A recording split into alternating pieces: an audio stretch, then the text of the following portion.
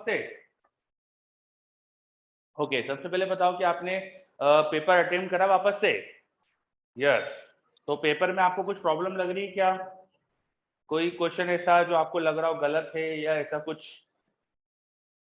No, ठीक है। एक क्वेश्चन तो अपन डिस्कस कर चुके थे, है ना? 18 नंबर का था शायद, था जिसमें माइक्रो कूलम चार्ज देना चाहिए था। उसके अलावा हाँ अंश, वही वाली बात कर रहा था अंश में, एक डायपोल वाला जो क्वेश्चन था जिसमें चार्ज की वैल्यू माइक्रो कूलम में देना चाहिए थी, वो मिली कूलम में लिखी थी, तो इसलिए उसका आंसर मैच नहीं कर रहा। उसके अलावा किसी को कोई भी डाउट, कोई मतलब ऐसा क्वेश्चन जो गलत लग रहा हो? नो।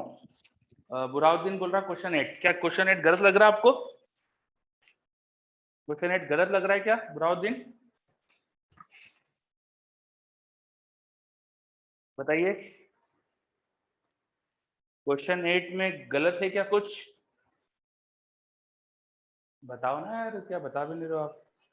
सर हाँ सर एक्चुअली क्वेश्चन 8 में रेशियो पूछा है काइनेटिक हाँ एनर्जी का, तो हाँ। उसके क्वेश्चन की लैंग्वेज से ऐसा लग रहा है कि final to initial kinetic energy का रेशियो पूछा है, बट आंसर में इनिशियल टू फाइनल दे रखा है रेशियो। अच्छा, तो ठीक है, ये इतना कुछ जैसे बड़ी गलती नहीं है। ऑप्शंस में कोई ऐसा भी रेशियो है क्या जो फाइनल बाय इनिशियल लिखा है? यस सर मतलब है, अच्छा, तो फाइनल बाय लैंग्वेज। इनिशियल भी है और इनिशियल बाय फाइनल भी है सर। अच्छा, तो सभी को ऐसा लग रहा है कि सारे बच्चे को, सभी बाकी बच्चे भी बताइए, क्वेश्चन 8 में ऐसे ही लग रहा है क्या? नो सर, बच्चे बोल रहे हैं आंसर इज करेक्ट। तो फिर बुराउद्दीन आपकी खुद की कुछ गलती है उसमें, है ना? थोड़ा सा आप अच्छे से लैंग्वेज देखो, बाकी सब बच्चे मना कर रहे हैं। भाई कोई चीज अगर सबको लग रही है तो फिर अपन मान सकते हैं कि वो गलत लैंग्वेज थी। हाँ, वंश बोल रहा है क्लियर लिखा है कि इनिशियल और फाइनल है। ठीक है, चलो तो, है ना? ओके, इसके अलावा तो कुछ नहीं है। तो आप लोग पेपर अच्छे से कर लो, जो भी डाउट्स है वो अपन अपने कल डिस्कशन क्लास जो है ना उसमें डिस्कस करेंगे। ठीक है? हाँ, मेरे पास एक डाउट आ रहा है, क्वेश्चन 7, वो शायद अर्थ का सेंटर पे प्रेशर पूछ रहे क्या 7th में?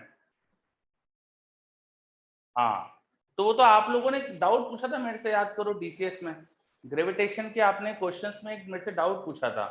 तो वो जो डाउट था मैंने आपको पार्शियली समझाया भी था क्लास में, और मैंने बोला था इसको आगे आप करना, वही क्वेश्चन है ना? चलो, हाँ वही। तो बस वो करना था। देखो अब जिसने वो अच्छे से करा होगा उसका एग्जाम में फायदा हो गया, जिसने नहीं करा उसका नहीं हुआ फायदा। तो ये तो मतलब सिंपल बात है। हाँ, चलो सिद्धेश बोल रहा है क्वेश्चन 6। क्वेश्चन 6 में मैं देखो पहले अभी बता रहा हूँ, हम पेपर डिस्कस नहीं कर रहे हैं। मैं आपसे अगर किसी क्वेश्चन में कोई गलती है तो ये पूछ रहा हूँ बस। पेपर डिस्कशन अपना कल डीसीएस में करेंगे अपन। ठीक है?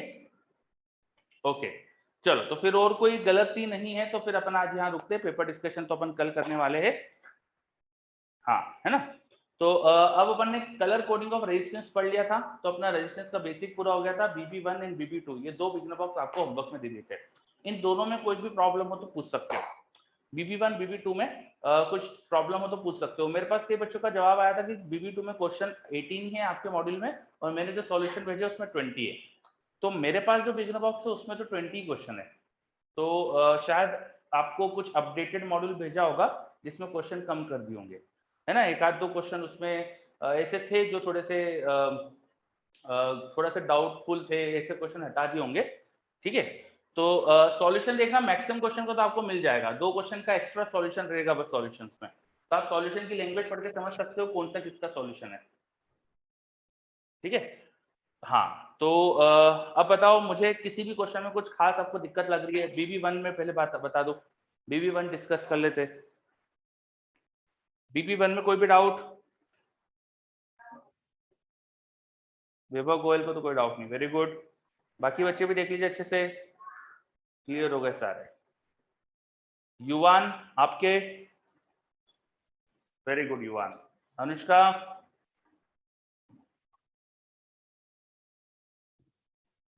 अंश बोल रहा है 5th हो गए। ठीक है, सॉल्यूशन से सब समझ आ जाते हैं। Okay, very good. 5th number में देख लेता हूँ। 5th मेरे पास डाउट आया है, एक सेकंड दीजिए मुझे।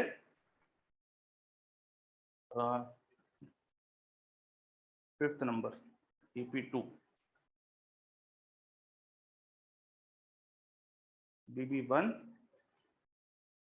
Question number 5 what is the unit of quantity I upon CV where I is the current, V is the potential difference, C is capacitance।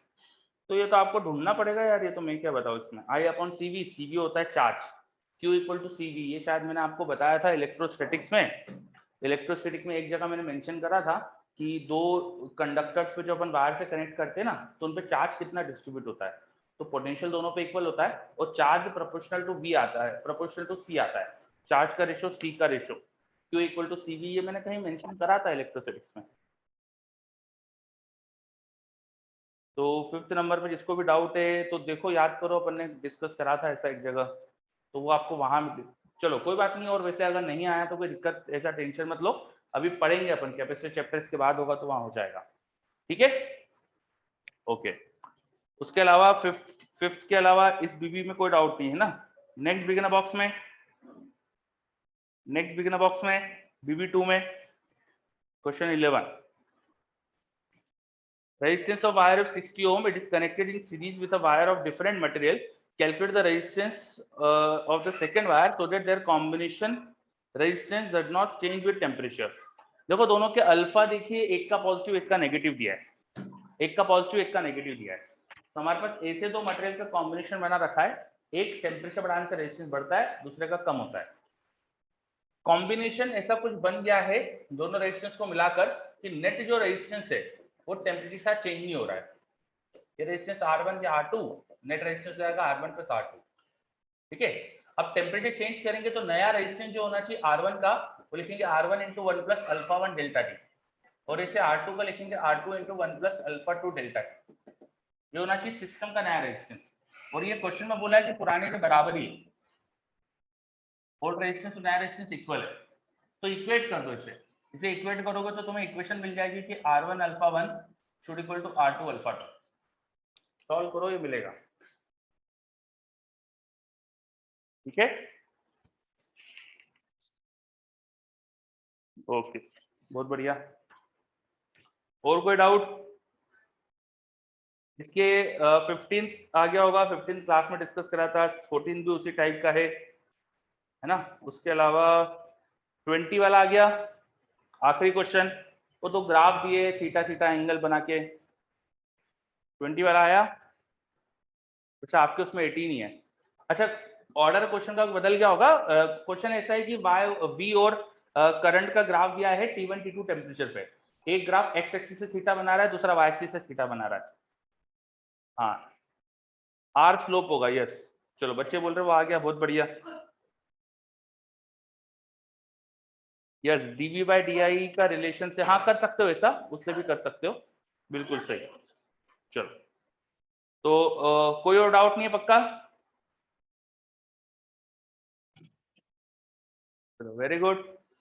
और देख लेना, कल DCS है, कल पूछ लेना अगर किसी का बचा हो तो फिर अपन अब आगे बढ़ते हैं, ठीक है, चलो ओके। अब देखो, बेसिक करंट इलेक्ट्रिसिटी का अपना कंप्लीट हो चुका है। अब हम मेन चीज करंट इलेक्ट्रिसिटी पे आएंगे, विच इज सर्किट सॉल्विंग। तो नेक्स्ट चीज कीजिए, सबसे पहले तो सर्किट क्या होता है, what is circuit, what is circuit. तो सबसे पहले लिखिए सर्किट, व्हाट इज सर्किट। देखिए, circuit is a combination of, circuit is a combination of circuit elements connected such that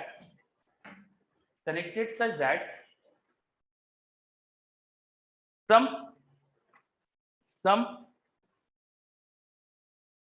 current is flowing in circuit,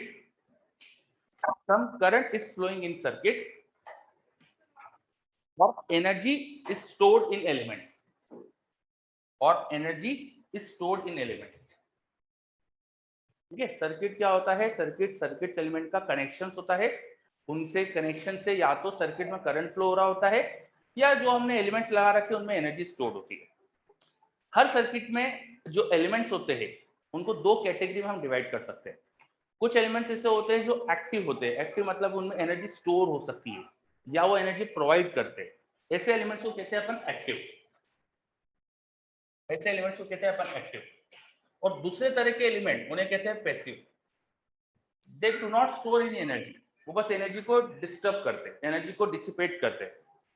चलो definition एक बार फिर से बता देता हूँ, ये डेफिनेशन आपके कोई स्कूल में पूछेगा नहीं, कोई ऐसा काम की नहीं है।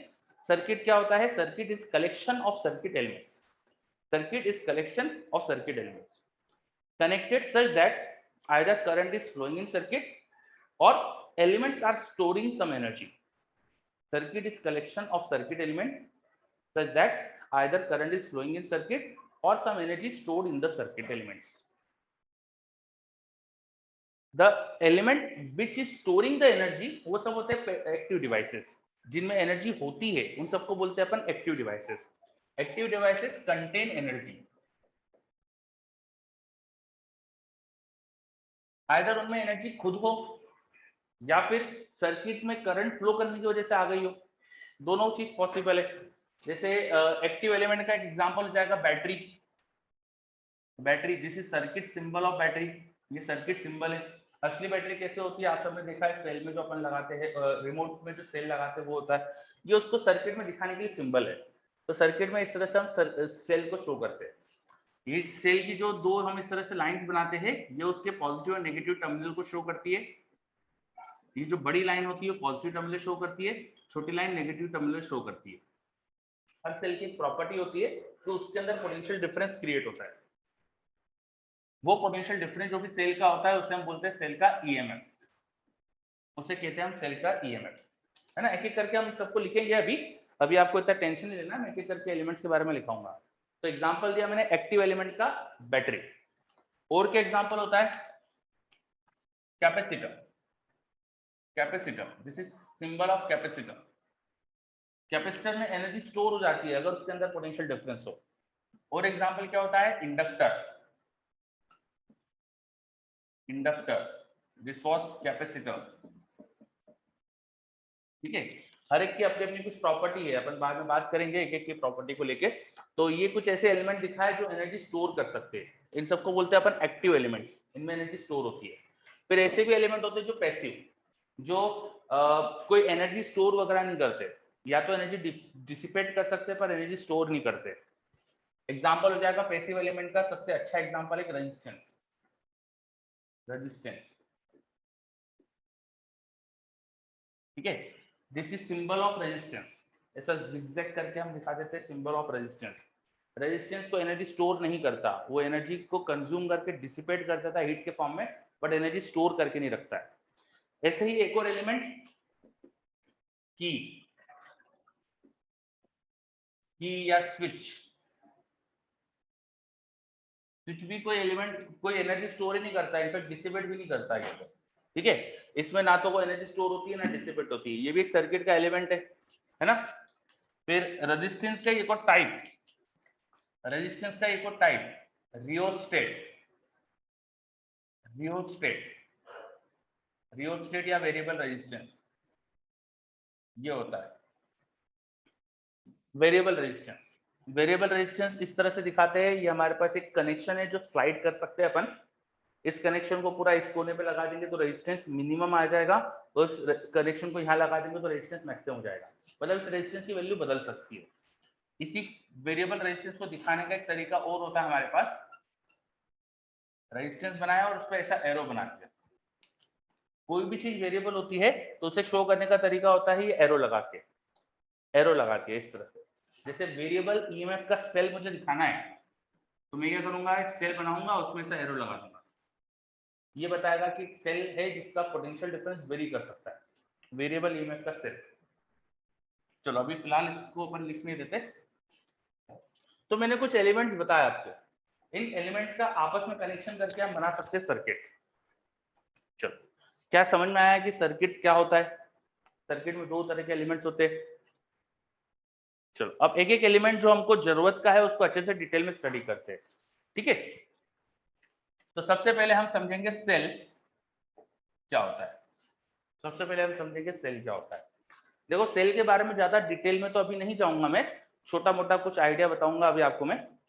सेल में ऐसे मटेरियल्स है जिनमें आपस में केमिकल रिएक्शन होती है और due to that chemical reaction cell के दो इलेक्ट्रोड्स में कुछ पोटेंशियल डिफरेंस जनरेट होता है। सेल के दो इलेक्ट्रोड्स में कुछ पोटेंशियल डिफरेंस जनरेट होता है। आपने शायद केमिस्ट्री में सुना होगा वोल्टिक सेल, शायद आपने सुना हो वोल्टिक सेल। आप इनफैक्ट अभी 12th में पूरा चैप्टर पढ़ोगे इलेक्ट्रोकेमिस्ट्री। हाँ, सोहम पूछ रहा है वायर कंपोनेंट होता है कि नहीं। ऑफकोर्स वायर एक कंपोनेंट होता है, ठीक है। कुशाग्र बोल रहा फोटोवोल्टिक नहीं बेटा, फोटोवोल्टिक मतलब लाइट की वजह से इलेक्ट्रिसिटी प्रोड्यूस होना, वो पोटेंशियल डिफरेंस प्रोड्यूस होना, अपन वो बात नहीं कर रहे। तो केमिस्ट्री में शायद आपने सुना होगा वोल्टिक सेल। वोल्टिक सेल नहीं सुना क्या? कोई बात नहीं, अगर नहीं सुना है तो आप लोग इलेक्ट्रोकेमिस्ट्री पढ़ोगे, देखो इस साल इलेक्ट्रोकेमिस्ट्री में सारा आपका कंप्लीट हो जाएगा, ठीक है। किसी भी सेल में क्या होता है, हमारे पास एक इलेक्ट्रोलाइट का सॉल्यूशन होता है और उस इलेक्ट्रोलाइट के सॉल्यूशन में हमने दो इलेक्ट्रोड्स इंसर्ट करे हुए होते हैं,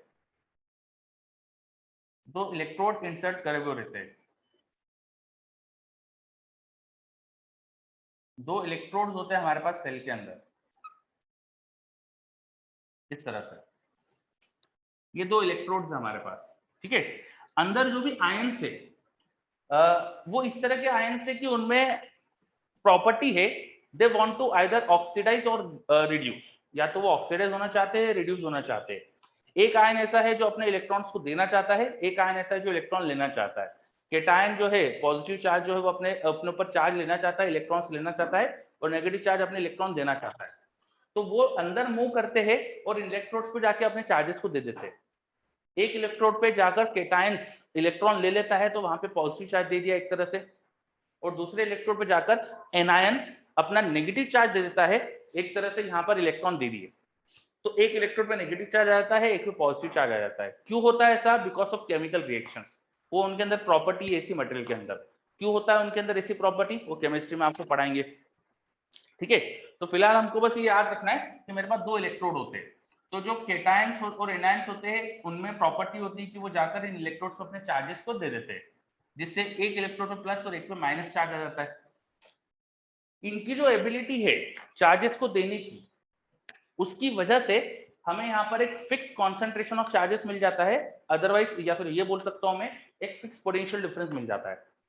due to their chemical properties we get a fix potential difference between the electrodes. हमें यहाँ पे इलेक्ट्रोड्स में फिक्स पोटेंशियल डिफरेंस मिल जाता है। अब इन इलेक्ट्रोड के बीच में अगर आप कुछ भी कनेक्ट करोगे तो वो इस पोटेंशियल डिफरेंस पे कनेक्ट हो जाएगा।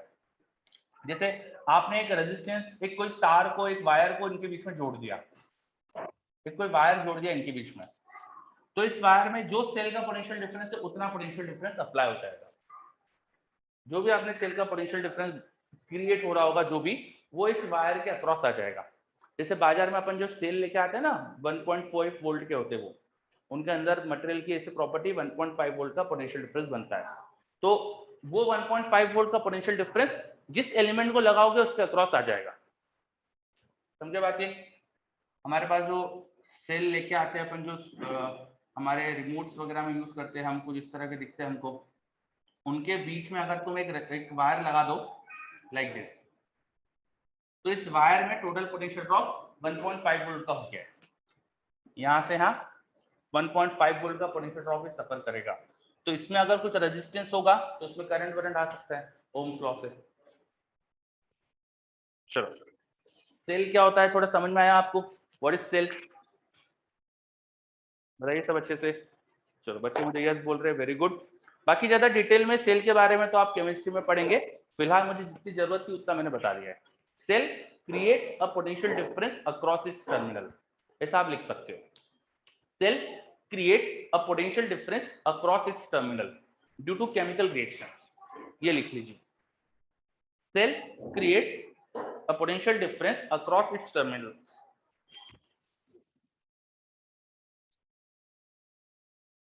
सेल के टर्मिनल्स पे पोटेंशियल डिफरेंस जनरेट होता है, और ये जो पोटेंशियल डिफरेंस है वो बदलता नहीं है, वो कांस्टेंट जैसा रहता है। हर सेल में कितना पोटेंशियल डिफरेंस जनरेट होता है उसे बोलते हैं सेल का EMF, electromotive force, and this EMF is constant. और केमिकल रिएक्शंस जैसे जैसे खत्म होती है अंदर सेल के, वैसे वैसे ये ईएमएफ थोड़ा चेंज हो जाता है, और हो सकता है कि आफ्टर अ वाइल जब पूरे केमिकल रिएक्शन कंप्लीट हो गई हमें ईएमएफ मिले ही नहीं। जैसे घरों में भी होता है ना पेंसिल सेल जो अपन रिमोट में लगाते हैं कुछ समय बाद 7-8-6 महीने बाद खराब हो जाते हैं, खत्म हो जाते हैं, उनमें चार्ज ही नहीं बचता एक तरह से। तो वैसे यहाँ पर भी होता है, ठीक है। चलो सोहम बोल रहा है कि कॉमनली ग्रेफाइट रॉड यूज होता है ना। हाँ बेटा भाई अलग अलग तरह के सेल आते हैं, देखो किसी में ग्रेफाइट रॉड भी यूज होती है। ये 2 इलेक्ट्रोड है ना अलग अलग टाइप के होते हैं, ठीक है। एक हो सकता है ग्रेफाइट की रॉड हो, दूसरा हो सकता है कुछ एल्यूमिनियम का शेल हो, है ना, ऐसे अलग अलग हो सकते हैं, एल्यूमिनियम का या जिप्सम का कुछ होता है, मतलब ठीक है। वो मुझे ज्यादा डिटेल में केमिस्ट्री में पढ़ाएंगे आपको, तो अभी उसमें जाने की जरूरत नहीं है। ओके, तो बेसिक आइडिया समझ में आया what is cell. Cell creates a potential difference. Cell की बड़ी प्रॉपर्टी ये है कि पोटेंशियल डिफरेंस बनाता है। सेल असली में कुछ ऐसा हो सकता है, या बाजार में आप जो लेके आते हो ऐसा हो सकता है, सर्किट में सिंबल से हम दिखाते हैं उससे। ये अपन ने सेल क्या होता है समझा। अब बात आ रही है कैपेसिटर और इंडक्टर क्या होते हैं, तो इसके लिए आपको करना पड़ेगा वेट। कैपेसिटर इंडक्टर के लिए वेट करना पड़ेगा। ज्यादा डिटेल में इनको अपन अगले चैप्टर में पढ़ लेंगे, कैपेसिटर को, और इंडक्टर जब आएगा जब पढ़ लेंगे, ठीक है। थोड़ा सा आइडिया दे देता हूं मैं, डिटेल में तो नहीं जाऊंगा। तो कैपेसिटर क्या होता है एक आइडिया दे देता हूं। कैपेसिटर ऐसा समझ लो कि मेरे पास दो मेटल की प्लेट है, पैरेलल प्लेट है, जिनको कुछ डिस्टेंस पे रखा है। अब ऐसा करने से क्या होता है कि जब हम कुछ इसमें करंट प्रोवाइड कराते हैं तो एक प्लेट प्लस चार्ज एक्वायर कर लेती है और एक माइनस एक्वायर कर लेती है, और इनके बीच में क्रिएट होता है कुछ पोटेंशियल डिफरेंस। इनके बीच में क्रिएट होता है कुछ पोटेंशियल डिफरेंस। प्रॉपर्टी ये होती है कि जो चार्ज स्टोर हुआ है कैपेसिटर पे, that is C into V. C is capacity of capacitor. C क्या है, capacity of capacitor. Is it clear. चलो ये ध्यान रखिए। हाँ 1 मिनट बता।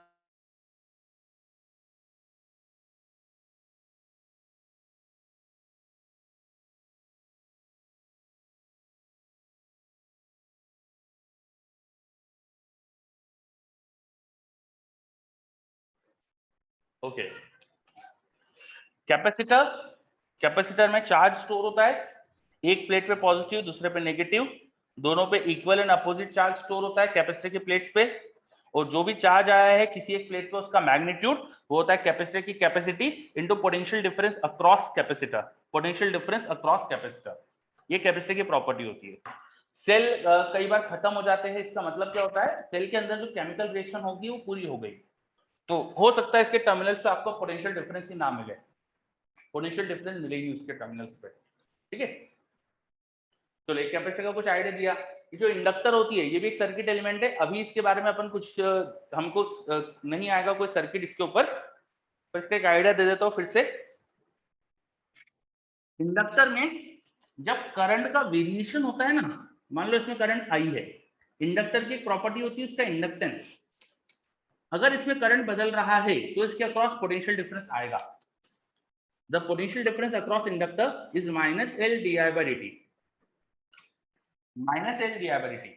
माइनस एन ये बता रहा है कि अगर करंट बढ़ेगा तो इधर पोटेंशियल डिक्रीज हो जाएगा, इधर जाके पोटेंशियल डिक्रीज हो जाएगा। अगर D I by d T positive है तो यहां से यहां जाने में पोटेंशियल डिक्रीज हो जाएगा, ठीक है। बस ये लिख लो, अभी इसमें ज्यादा डिटेल में जाने की जरूरत नहीं है। ये एल क्या होता है, इसका इंडक्टेंस। एल को हम कहते हैं इंडक्टेंस, ठीक है। मैंने बता दिया था, लिख दिया था यहाँ पे, तो मैंने बता दिया ये, अभी जरूरत नहीं इसको ज्यादा जानने की। चलो, हर एलिमेंट की कुछ एक प्रॉपर्टी है, जैसे रेजिस्टेंस। ओम्स लॉ से अपन जानते हैं कि रेजिस्टेंस की प्रॉपर्टी क्या होती है। रेजिस्टेंस उसका एक सिंबल होता है, रेजिस्टेंस पर रेजिस्टेंस की वैल्यू हम कई बार लिख देते हैं। और प्रॉपर्टी क्या होती है कि इसमें अगर करंट फ्लो हो रहा है आई, तो इसमें जो पोटेंशियल डिफरेंस है बी, वो होता है आई इंटू आर, वो होता है आई इंटू आर। यानी ये याद रखना, करंट की डायरेक्शन में पोटेंशियल ड्रॉप होता है, करंट की डायरेक्शन में पोटेंशियल ड्रॉप होता है। ये पॉइंट ए और ये पॉइंट बी बोला मैंने अगर, तो V M minus V B ये होगा आई आर। ए पर हायर पोटेंशियल बी पर लो पोटेंशियल होगा, बिकॉज करंट की डायरेक्शन में पोटेंशियल ड्रॉप होता है। Current high potential to low potential flow करता है, current high potential to low potential flow करता है। माधव का एक डाउट आ रहा है सर, रिचार्जेबल बैटरीज में रिएक्शन फिर से स्टार्ट हो जाती है। रिचार्जेबल बैटरी में क्या करते हैं अपन है ना, एक बड़ा सेल यहाँ लगा देते हैं जिससे इस बैटरी के अंदर उल्टा रिएक्शन करा लेते हैं। जब सेल को रिचार्ज करा जाता है तो एक बड़े सेल के थ्रू जिस सेल को चार्ज करना है उसे उल्टा चार्ज कर देते हैं, उसके अंदर रिएक्शन पूरी उल्टी करा देते हैं अपन। ठीक है, चलो रेजिस्टेंस का पॉइंट क्लियर। वैसे ईएमएफ का आपको एक पॉइंट ये याद रखना है कि इसके जो दो टर्मिनल होते हैं, एक पॉजिटिव एक नेगेटिव, तो एक पर हायर पोटेंशियल एक पर लो होता है। सेल के लिए बात करेंगे तो VA minus VB will be positive and that will be equal to EMF of cell। ठीक है, चलो अभी सेल के बारे में इतना ही सफिशिएंट है। ठीक है, तो सर्किट एलिमेंट क्या होते हैं, अपन ने थोड़ी थोड़ी चीजें को आइडिया ले लिया, रेजिस्टेंस का, सेल का, है ना, ये सारी चीजें क्लियर। हटा दूं बोर्ड पे से मैं सब? ओके, बहुत बढ़िया, ठीक है। अब आफ्टर सर्किट एलिमेंट लिखिए Kirchhoff's law. Kirchhoff's law, Kirchhoff's law, KIRCHOSS, Kirchhoff's law.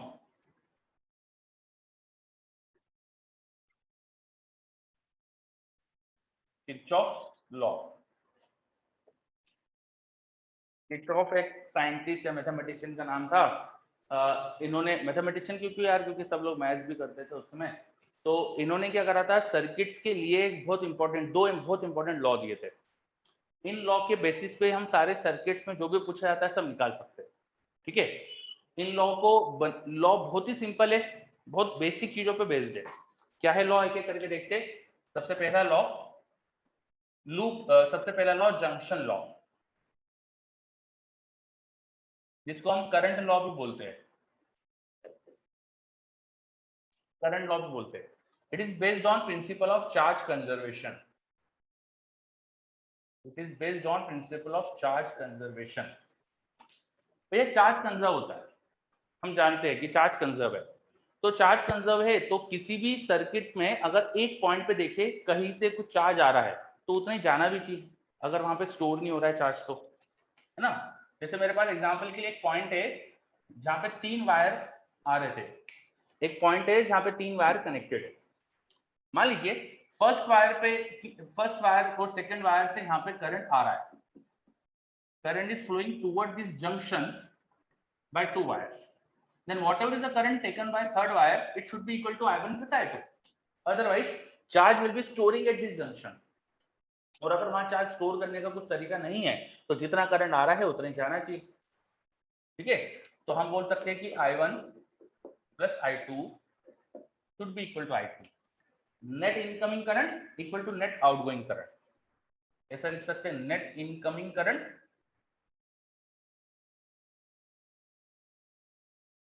Equal to net outgoing current.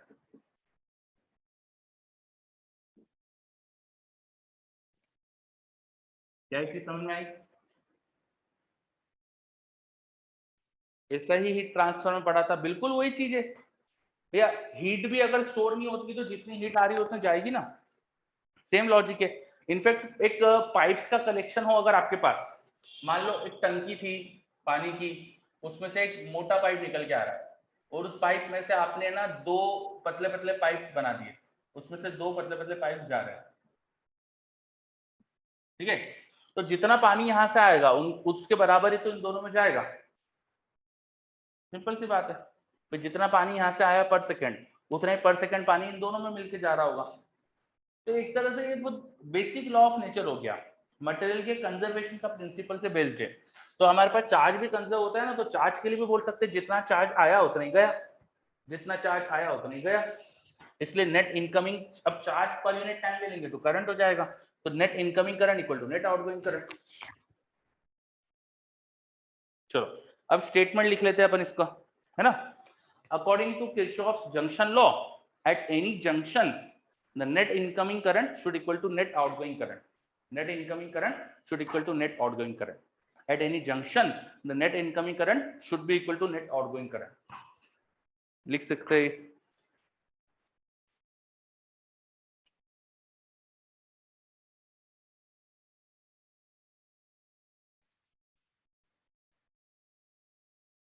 चलो लिख लिया क्या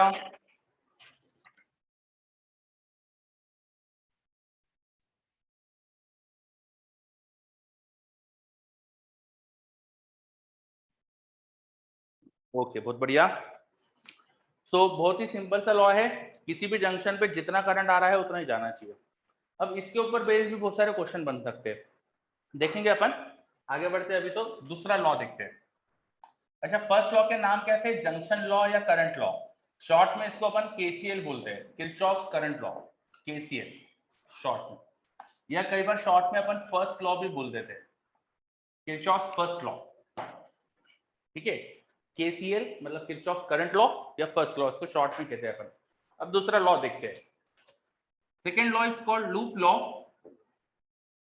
या वोल्टेज लॉ जिसको शॉर्ट में हम केवीएल कहते हैं या सेकेंड लॉ भी बोलते हैं सेकेंड लॉ भी कहते हैं ये भी एक कंजर्वेशन प्रिंसिपल बेस्ड है इलेक्ट्रिक फील्ड कंजर्वेटिव होती है इलेक्ट्रिक फील्ड कंजर्वेटिव होती है तो किसी भी राउंड लूप पाथ में उसका वर्क डन 0 होना चाहिए है ना it is based on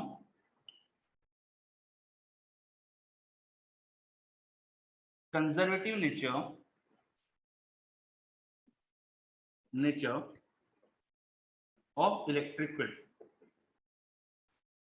work done by electric field in round loop path is 0 और इलेक्ट्रिक फील्ड के वर्क का नेगेटिव पोटेंशियल डिफरेंस होता है तो एक तरह से पोटेंशियल डिफरेंसेस का सम करेंगे राउंड लूप पाथ में तो 0 आ जाएगा इसका मतलब ये हो गया in a close loop sum of potential drop across element should be 0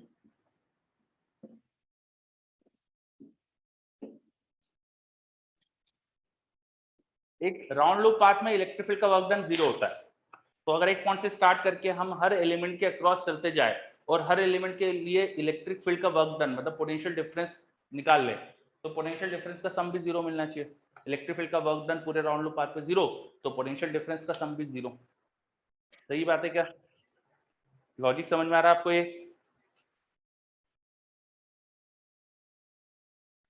क्या लॉजिक आ रहा है समझ में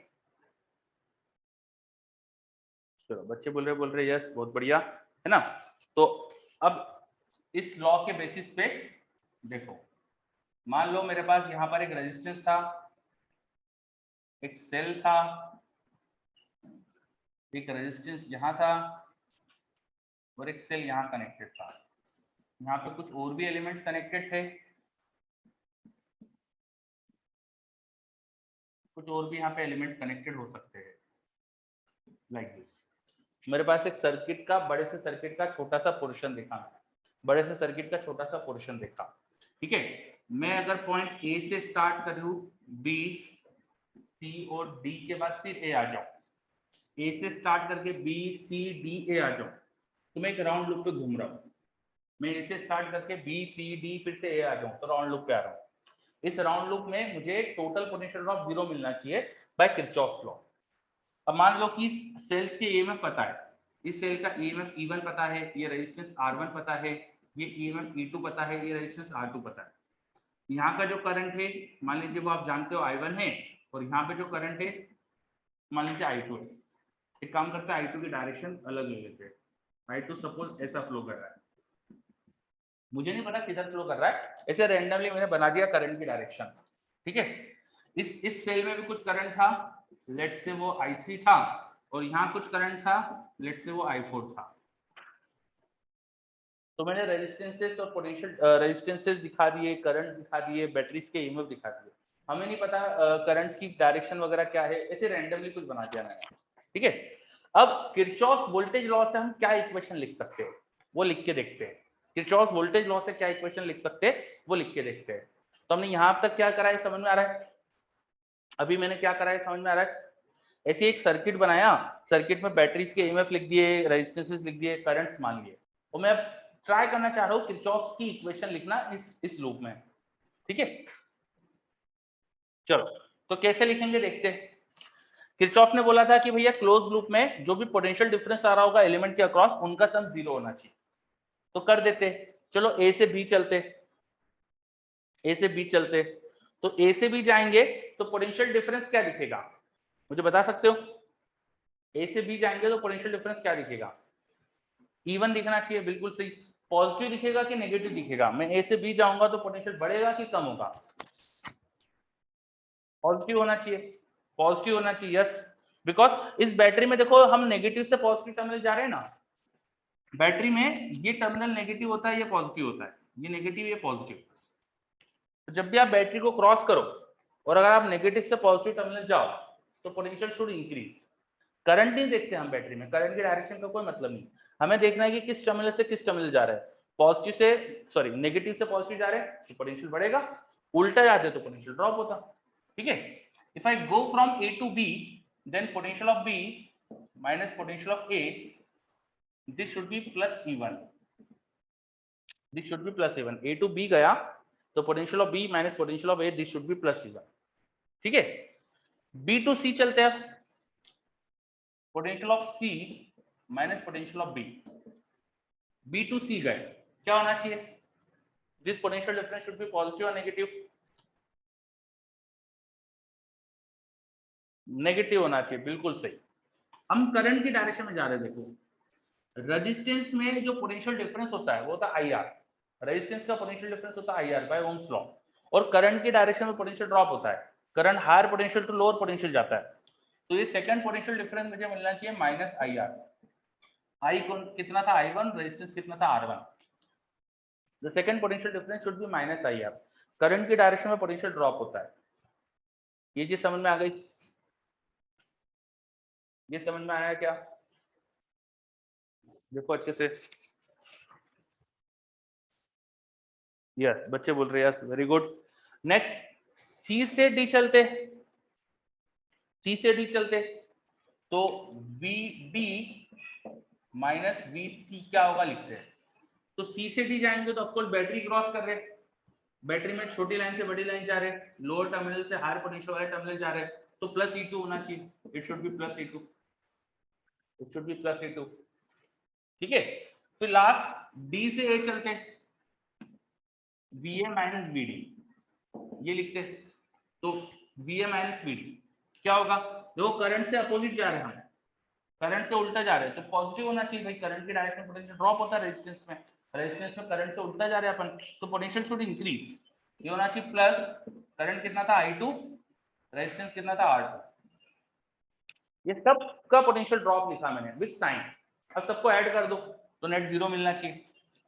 bye KVL Kirchhoff voltage law मैं बोल सकता हूँ plus E1 minus I1 R1 plus E2 minus sorry plus I2 R2, this should be equal to 0। ये इक्वेशन बन गई हमारे पास किरचॉफ वोल्टेज लॉ से। देखो सभी बच्चे एक बार इक्वेशन कैसे लिखिए।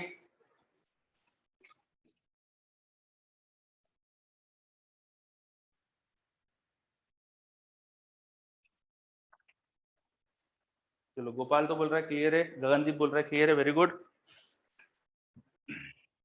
है ना, मैंने एक एक एलिमेंट का पोटेंशियल ड्रॉप क्या होता है वो भी आपको सिखाया है। बैटरी में यहाँ से यहाँ जाएंगे तो क्या होगा, यहाँ से यहाँ जाएंगे तो क्या होगा, लिखा समझा अपन ने। बैटरी में पोटेंशियल ड्रॉप देखने के लिए हमेशा देखो किस टर्मिनल से किस टर्मिनल जा रहे हैं, नेगेटिव से पॉजिटिव या पॉजिटिव से नेगेटिव, ये देखा करो हमेशा। ठीक है, चलो तो आप पोटेंशियल ड्रॉप वगैरह लिख सकते हो। सर VA माइनस VD बता दो फिर से, VA माइनस VD बता दो फिर से। देखो VA माइनस VD कैसे लिखा, करंट की डायरेक्शन क्या है, उससे उल्टा जा रहे हैं हम, तो रेजिस्टेंस में जब करंट से उल्टा जाते हैं तो पोटेंशियल बढ़ेगा। रेजिस्टेंस में पोटेंशियल डिफरेंस होता है I into R, और आई की डायरेक्शन के उल्टा पोटेंशियल बढ़ता है, आई के अलॉन्ग करंट पोटेंशियल कम होता है। समझ आ रही बात? बुराउद्दीन वैसे पूछ रहा है I4 की डायरेक्शन उल्टी होगी ना? क्यों बेटा I4 की डायरेक्शन उल्टी क्यों होगी? आप ऐसा क्या सोच के बोल रहे हो? बुराउद्दीन बोल रहा है I4 की डायरेक्शन उल्टी होगी, ऐसा क्यों बोल रहे हो आप? बताओ ऐसा क्यों कह रहे हो आप?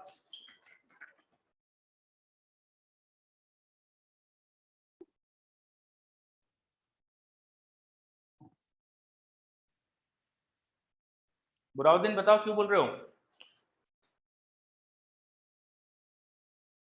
बुराउद्दीन बोल रहा है सर क्योंकि करंट की डायरेक्शन में पोटेंशियल कम होता है। देखो करंट की डायरेक्शन में पोटेंशियल कम होता है, साथ में ये भी बोला है रेजिस्टेंस में। आधा अधूरा याद नहीं करना चाहिए कभी भी कोई भी चीज है, ठीक है? फिर से सुन लो अच्छे से, मैंने कहा इन रेजिस्टेंस के अंदर करंट की डायरेक्शन में पोटेंशियल कम होता है। बैटरी के लिए ऐसा कुछ नहीं है, बैटरी के लिए ऐसा कोई रूल बताया नहीं आपको मैंने, ये बैटरी है, इसमें करंट ऐसा भी जा सकता है, ऐसा भी जा सकता है, कोई रूल नहीं है इसके लिए। समझ में आई बात? ठीक है, इस बैटरी में करंट ऐसा भी जा सकता है, ऐसा भी जा सकता है, कोई रूल नहीं होता बैटरी के लिए। बैटरी के लिए बस ये होता है कि बैटरी के इस यहाँ पोटेंशियल हायर होना चाहिए, यहाँ लोअर होना चाहिए, बस ये रूल है बैटरी के लिए, ठीक? और करंट की डायरेक्शन रेजिस्टेंस में हम हायर टू लोअर बताते हैं, बाकी किसी जगह नहीं बताई है मैंने, ये ध्यान रखिएगा। ओके चलो, तो हमने किरचॉफ वोल्टेज लॉ लिखना भी सीखा, धीरे धीरे और सर्किट में लिखेंगे तो आपको प्रैक्टिस हो जाएगी। तो दोनों लॉ अच्छे से clear, Kirchhoff current law, Kirchhoff voltage law, दोनों अच्छे से आ गए? ओके बहुत बढ़िया। तो इन्हें हटाते हैं हम, अब हम इनका एप्लीकेशन देखते हैं, इनके एप्लीकेशन। तो इनका ऐसा एप्लीकेशन देखते हैं जिससे कि हमारा कुछ और काम भी आसान हो जाए, है ना? 8.2 काज करते हैं। तो let us find equivalent resistance.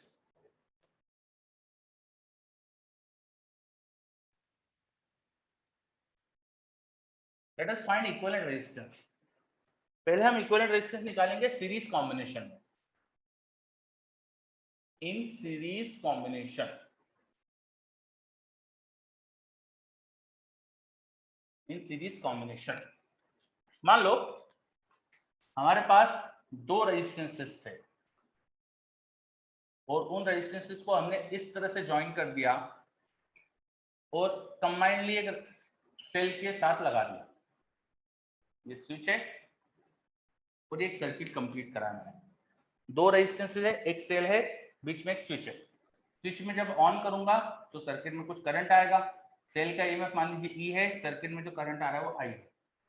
तो जो करंट यहाँ आया वही दोनों रेजिस्टेंस में फ्लो करेगा। देखो मान लो पहला रेजिस्टेंस R1 था, दूसरा रेजिस्टेंस R2 था, ये हमारे पास सर्किट था, ठीक है? ये दो रेजिस्टेंस सीरीज में जुड़े हैं। सीरीज में क्यों कह रहा हूं मैं इनको? क्योंकि इनमें करंट सेम है, in series combination current same होगा, current is same in two connected resistance.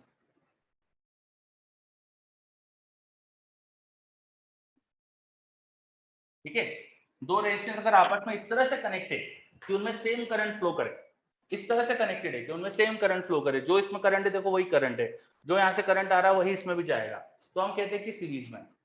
अगर रेजिस्टेंस में सेम करंट जाएगा तो हम बोलते हैं वो सीरीज में। कनेक्टेड होना चाहिए, ऐसा नहीं कि बिना कनेक्टेड रेजिस्टेंस को भी सेम सीरीज में बोल देंगे। दो रेजिस्टेंस ऐसे कनेक्टेड है, उनका एक जंक्शन, एक पॉइंट आपस में जुड़ा हुआ है, जिससे कि जो भी करंट फर्स्ट में जाएगा उतना ही दूसरे में जाएगा। Now they are called in series. तो सीरीज का मतलब समझ में आया? सबसे पहले तो सीरीज का मीनिंग समझ में आ रहा है? If two elements are in series, they should be connected such that current in them should be equal. चलो अब मेरे पास एक डाउट है, वे स्विच नेगेटिव टर्मिनल के पास क्यों लगाया? कहीं भी लगा सकते हो यार, स्विच को कहीं लगाने से कोई फर्क नहीं पड़ता, ठीक है? मेरे पास एक डाउट आया था कि स्विच यहाँ क्यों लगाया, मैं कहीं भी लगा दूंगा कोई फर्क नहीं पड़ता। जो आपको यहाँ अच्छा नहीं लग रहा तो हटा देते यहाँ से, लो यहाँ लगा देते, यहाँ भी अच्छा नहीं लगा तो बीच में लगा लेता, कोई फर्क नहीं पड़ता स्विच कहाँ लगा है। और दूसरा चीज मुझसे पूछा जा रहा है सीरीज में करंट सेम क्यों होता है। अच्छा क्वेश्चन है, सीरीज में करंट सेम क्यों होता है। देखो सर्किट ध्यान से देखो, जो भी बैटरी से करंट फ्लो होगा, करंट का फ्लो मतलब चार्ज का फ्लो होता है। जो चार्ज यहाँ से जाएगा वो यहाँ से बाहर निकलेगा ना। रेजिस्टेंस कोई चार्ज तो स्टोर करता है नहीं, तो जितना चार्ज यहाँ से एंटर करेगा उतना चार्ज यहाँ से निकलना चाहिए। जितना चार्ज यहाँ से एंटर करेगा उतना चार्ज यहाँ से निकलना चाहिए। रेजिस्टेंस होता क्या है, जस्ट एक वायर है, एक कंडक्टर वायर है। तो उस कंडक्टर में जो भी करंट यहाँ से एंटर करेगा वो यहाँ से निकलेगा, ठीक है। और जो यहाँ से करंट एंटर करेगा वो इसमें एंटर ही तो करेगा। जो इस रेजिस्टेंस से करंट एग्जिस्ट करेगा वो यहाँ एंटर करेगा। तो कनेक्शन ही इस तरह से बना हुआ है देखो, कि जितना करंट इसमें से जाना चाहिए, जो चार्ज इसमें पर सेकंड फ्लो होना चाहिए वो इसमें भी होना चाहिए। क्लियर हो रहा है ये। हाँ विघ्नेश बिल्कुल सही, रिलेट कर सकते है ना भाई। अगर हमारे पास दो पाइप है, आप अगर वाटर फ्लो से रिलेट करना चाहो तो वैसे भी कर सकते हो। मान लो तुम्हारे पास है ना एक टैंक से पानी का पाइप आ रहा है, इस पाइप में थोड़ा छोटा पाइप अपन ने आगे लगा दिया, हमने यहाँ पर थोड़ा सा छोटा पाइप आगे लगा दिया। अब अगर इस पाइप में कहीं पे कोई छेद नहीं है, पानी यहाँ से कहीं लीक नहीं हो रहा है, तो जो वाटर यहाँ से पर सेकंड एंटर करेगा उतना ही वाटर यहाँ से पर सेकंड बाहर भी जाएगा। तो सेम कॉन्सेप्ट है, वाटर का फ्लो इज लाइक चार्ज का फ्लो। तो यहाँ पे चार्ज जितना पर सेकंड एंटर करा उतना यहाँ से निकला, उतना यहाँ एंटर करा उतना यहाँ से निकला। तो बिल्कुल हमें दोनों रेजिस्टेंस में सेम करंट दिख रहा है। The connection is like that कि उनमें सेम करंट, ठीक है। अब ऐसे कनेक्शन को हमने नाम दे दिया सीरीज। सीरीज में करंट सेम होता है, मतलब हमने ऐसा जब कनेक्शन है तो उसको नाम दे दिया सीरीज में। ये क्लियर। चलो मेरे पास एक और डाउट है, बैटरी से जितना करंट जा रहा है उतना ही वापस भी आना चाहिए। यस, सेल्स के अंदर, सेल के बीच, सेल के बारे में अपन ने जब लिखा था तो वहां एक लाइन और लिख लो आप अच्छे से। सेल कोई चार्ज के डिवाइस नहीं होते कि उसमें चार्ज स्टोर होता है और चार्ज दे देते हैं। सेल एक टर्मिनल से जितना चार्ज देगा उतने से दूसरे से उतना ही लेता है। सेल के अंदर इलेक्ट्रोलाइट सॉल्यूशंस जो होते हैं उनमें जो आयंस होते हैं उन पर नेट चार्ज जीरो होता है। जितना पॉजिटिव आयन पे चार्ज है उतना ही नेगेटिव आयन पे चार्ज भी है। पॉजिटिव आयन जितना चार्ज एक इलेक्ट्रोड पे देता है उतना ही नेगेटिव आयन भी दूसरे इलेक्ट्रोड पे चार्ज देता है, ठीक है। अब अगर आयंस पे अलग अलग चार्ज हुए तो नंबर ऑफ आयंस में फर्क आ जाएगा। The total charge given to positive electrode and the total charge given to negative electrode equal होते हैं। तो सेल में ऐसा नहीं होता है कि केवल एक टर्मिनल से चार्ज दे सकता है, दूसरे से उतना लेता भी है वो, ठीक। तो हाँ बोलिए कुछ। मतलब जो रेजिस्टेंस जो इफेक्ट डालता है करंट की वैल्यू पे, वो शुरुआत में ही डाल देता है कि जब बैटरी से जितना करंट निकलेगा वो रेजिस्टेंस के डिपेंड होके निकलेगा कि उसकी वैल्यू क्या है। हाँ बिल्कुल सही, बैटरी से कितना करंट स्टार्ट होगा इट्स डिपेंडेंट ऑन की रेजिस्टेंस कितना है सर्किट के अंदर, बिल्कुल सही, ठीक है। और करंट फ्लो को आप ऐसा सोचो कि एक पाइप का पूरा अरेंजमेंट है। तो पाइप में जो हमारा टैंक है वहां से पानी का जो फ्लो स्टार्ट होगा वो उसी हिसाब से स्टार्ट होगा ना कि आपने कितने नल ओपन कर रखे। मान लो आपने घर के पूरे सारे नल बंद कर रखे, तो क्या टैंक से कोई पानी फ्लो होगा? नहीं होगा। एक नल ओपन करोगे तो उतना ही पानी फ्लो करेगा टैंक में से। तो उसी तरह से कुछ सिचुएशन है यहाँ पर, ठीक है। चलो और हम आगे इंटरनल रेजिस्टेंस कंसीडर करेंगे क्या? आगे करेंगे, यस, अभी नहीं, आगे करेंगे। चलो तो अभी अपन बेसिक बेसिक चीजें देख रहे थे, फिलहाल अपना इंपॉर्टेंस था सीरीज कनेक्शन समझने में। तो आपको ये चीज समझ में आई देखो यहाँ पर कि सीरीज कब बोलते हैं अपन, ये आपको क्लियर हुआ। दूसरी चीज आपने मेरे से पूछा था कि करंट जितना यहाँ एंटर करता है उतना निकलता है क्या? हाँ, बैटरी जितना करंट एक टर्मिनल से देती है दूसरे से उतना ही वापस भी लेती है। बैटरी के अंदर कोई चार्ज प्रोड्यूस करने का डिवाइस नहीं होता, तो बैटरी के अंदर जितना चार्ज एक टर्मिनल से दिया है उतना ही दूसरे टर्मिनल से वो चार्ज लेती भी है। तो जितना करंट यहाँ से गया उतना ही वापस आना भी चाहिए। चलो तो ये सर्किट के अंदर करंट का फ्लो दिखा दिया, ठीक। चलो अब एक यशवर्धन का बहुत अच्छा डाउट आया है, बच्चों सुनो अच्छे से। यशवर्धन ने क्या पूछा है, सर सेल के अंदर पोटेंशियल डिफरेंस अपोजिट है और तो बैटरी में अपोजिट करंट फ्लो होगा क्या? देखो यशवर्धन क्या पूछ रहा है, यहाँ पर हाई पोटेंशियल है और यहाँ लो पोटेंशियल है, यहाँ हायर है यहाँ लो है ना।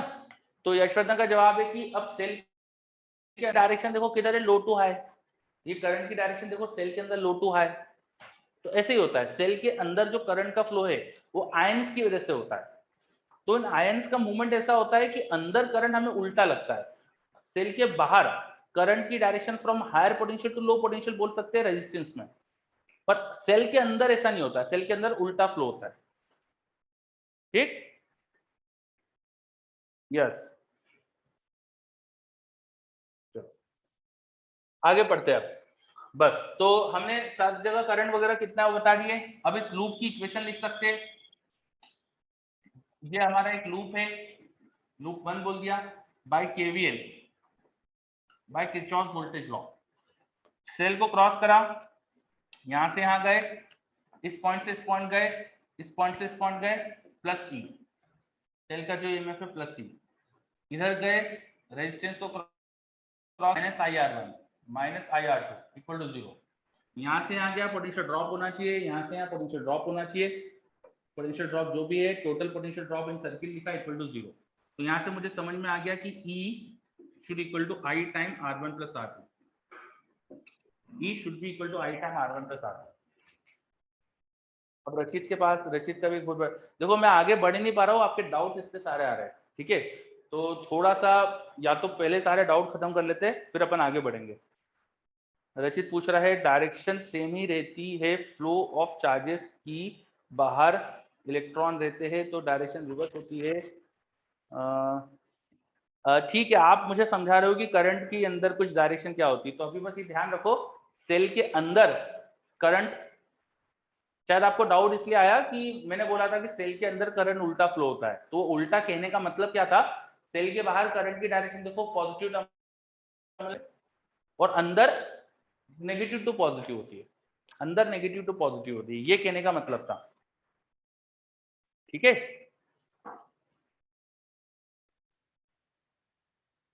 चलो अब आपके डाउट थोड़ा सा होल्ड करो यार, बहुत सारे डाउट्स आ रहे हैं और सब है ना, मतलब मिक्स कर दे रहे एक दूसरे की चीजों को, ठीक है, तो पहले पूरी चीज समझ लेते हैं, फिर एक एक करके आप बोल के पूछना मेरे से, है ना, क्योंकि अब कोई डाउट खत्म करा फिर उससे रिलेटेड दूसरा डाउट थोड़ी देर में 5 मिनट बाद आता है, तो फिर ऐसे में अपन आगे नहीं बढ़ पा रहे, तो इसलिए थोड़ा सा वेट करिए सब लोग, अपन सीरीज कॉम्बिनेशन पढ़ ले, उसके बाद फिर आपके डाउट डिस्कस करेंगे, ठीक है। चलो, तो हमने समझा कि देखो दो रेजिस्टेंस सीरीज में थे, तो उनके मतलब क्या होता है, उनमें करंट फ्लो सेम होता है। इस सर्किट के लिए मैंने किरचॉफ लॉ की इक्वेशन लिखी, तो मुझे इक्वेशन ये मिली कि E should be equal to I time R1 plus R2। अब मैं आपको बता रहा था इक्विवेलेंट रेजिस्टेंस, इक्विवेलेंट रेजिस्टेंस का मतलब क्या होता है कि अगर मैं इन दो रेजिस्टेंस लगा दूं और वो बिल्कुल सेम इफेक्ट क्रिएट करे तो बोल देंगे कि इक्विवेलेंट है। मान लो मैं एक सिंगल रेजिस्टेंस लगाऊं इन दो के बदले, और हमारा जो सेल है उसको कोई फर्क ही फील ना हो, उसको कुछ इफेक्टिव फील ना हो, इन दो रेजिस्टेंस के बदले मैंने एक अकेला रेजिस्टेंस लगा दिया और इस सेल को कोई इफेक्ट ही नहीं फील हो रहा है, इसको लग रहा है कि सेम चीज कनेक्टेड है, ये अभी भी उतना ही करंट फ्लो करवा रहा है, सेम पोटेंशियल डिफरेंस है सेल का, तो ऐसे रेजिस्टेंस को बोला जाता है इक्विवेलेंट रेजिस्टेंस। अगर दो रेजिस्टेंस को हटा के अकेला रेजिस्टेंस लगाने से सेम इफेक्ट क्रिएट हो रहे हैं तो बोलते हैं इक्विवेलेंट रेजिस्टेंस। अब इसकी वैल्यू कितनी होना चाहिए मैं निकालना चाहता हूँ, इसकी वैल्यू कितनी होनी चाहिए निकालना चाहता हूँ। पहली चीज तो ये समझ में आ गया इक्विवेलेंट रेजिस्टेंस क्या होता है, अगर इन दो के बदले एक अकेला रेजिस्टेंस लगा दूं और वो सेम इफेक्ट क्रिएट करे, वो सेम करंट, तो बोल देंगे कि वो इक्विवेलेंट रेजिस्टेंस है।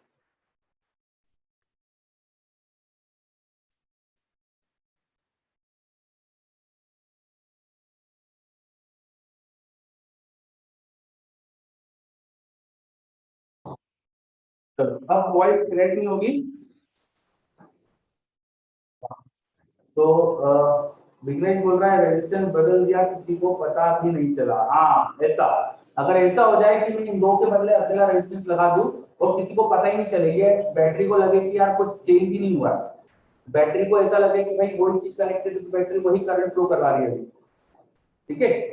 हाँ थोड़ा सा इको होगा, अब थोड़ा चलाओ है, तो जो भी इस तरह से रेजिस्टेंस लगाने से अगर ऐसा चीज हो जाए कि सेम करंट आए तो इस रेजिस्टेंस को बोलते हैं हम equivalent resistance. Now this resistance is what, equivalent resistance. ये क्लियर,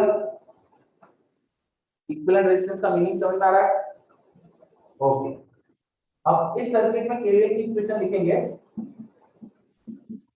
वोल्टेज ड्रॉप हम लिखेंगे, बैटरी को क्रॉस करा तो प्लस ई, को क्रॉस करा प्लस ई, रेजिस्टेंस को क्रॉस करा तो करंट की डायरेक्शन को किधर है, करंट की डायरेक्शन ये है, रजिस्टर में हमेशा करंट की डायरेक्शन देखी जाती है, करंट की डायरेक्शन में जा रहे हैं तो पोटेंशियल ड्रॉप होगा minus I are equivalent, this should be 0। तो यहां से हमको समझ में आ रहा है E should be equal to I time R equivalent. ये इक्वेशन 1, इक्वेशन 1 में E और I और इक्वेशन 2 में E और I सेम है, कंपेयर करो दोनों को, तो बाय इक्वेशन 1 एंड 2 कंपेयर करो तो आपको दिख रहा है कि R इक्वल टू क्या R होना चाहिए, R इक्वल टू R1 के साथ। वेरी गुड, ठीक, जब किसी सर्किट में दो रेजिस्टेंस सीरीज में होते हैं तो दो रेजिस्टेंस को हटाकर अकेला रेजिस्टेंस लगाया जा सकता है, and that single resistance should have a value equal to some of the resistance of the two resistance. उन दोनों के रेजिस्टेंस की वैल्यू को सम करके इक्विवेलेंट रेजिस्टेंस की वैल्यू मिल जाएगी। Is it clear?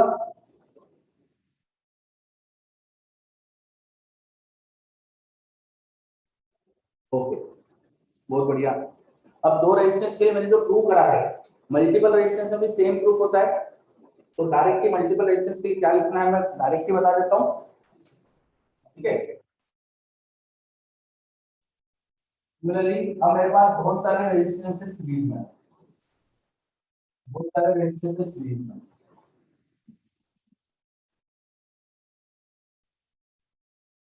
मान लीजिए पॉइंट ए से लेकर बी के बीच में बहुत सारे resistance R1, R2, R3, Rn, बहुत सारे रेजिस्टेंस सीरीज में लगे। नाउ द R इक्विवेलेंट इन सबका सम हो जाएगा, R1 plus R2 plus R3 up to R, इन सबको सम कर दो तो हमें इक्विवेलेंट रेजिस्टेंस मिल जाएगा। Summation of I is varying from 1 to 1, I is varying from 1 to 1। जब हमारे पास मल्टीपल रेजिस्टेंस सीरीज ना हो सबका सम कर सकते हैं, जैसे दो का सम हुआ तो मल्टीपल का कर सकते हैं, क्लियर?